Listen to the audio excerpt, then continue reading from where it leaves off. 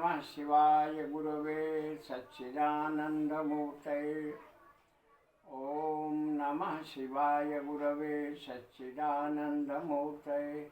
ॐ नमः शिवाय गुरवे सच्चिदानन्दमूर्तये। आज मैं समाज में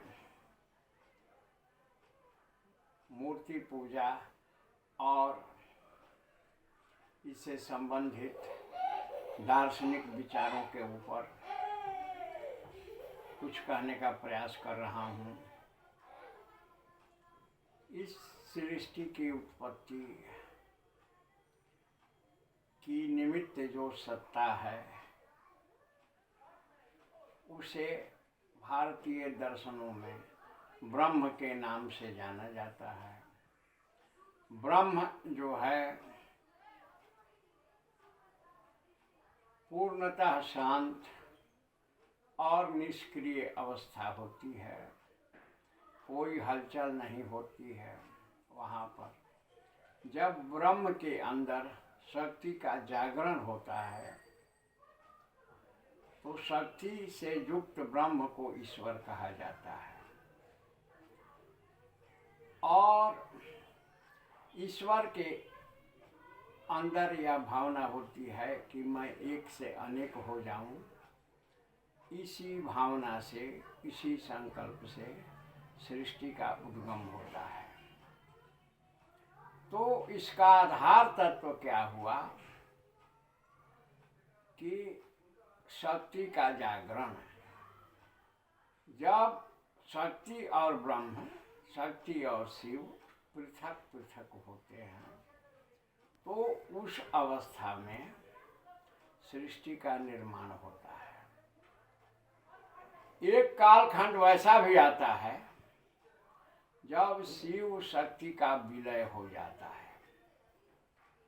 तो जब शिव शक्ति का विलय हो जाता है तो उस अवस्था में सृष्टि समाप्त हो जाती है।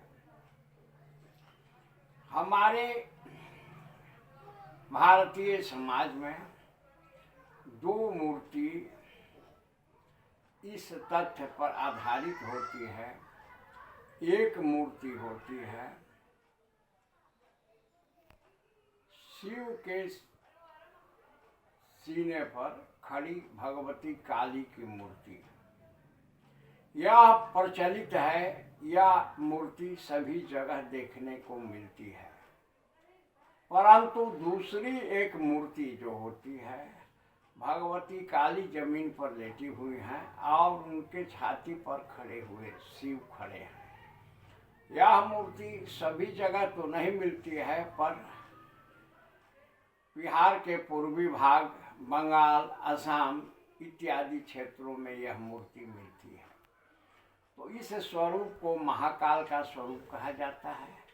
और जहाँ भगवती शिव के सीने पर खड़ा रहती हैं उन्हें काली रूप में माना जाता है। यह है काली और महाकाल का स्वरूप। इसका दार्शनिक तात्पर्य यही है कि भगवती काली की स्थिति जो है सृष्टि के कर्म को इंगित करती है और महाकाल का स्वरूप जो है वह प्रलय काल को सूचित करता है। संसार में जो कुछ भी क्रियात्मक चीज़ें होती हैं उसका कुछ दार्शनिक अर्थ होता है, उसमें कुछ ज्ञान छिपा होता है। तो इस विषय पर आज इतना ही काली और काल के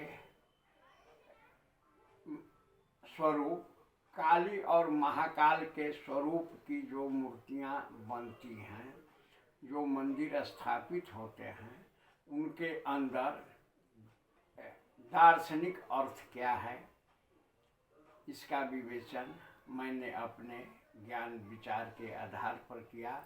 आज इतना ही। शिवोहम भैरवोहम गुरुपद रतोहम।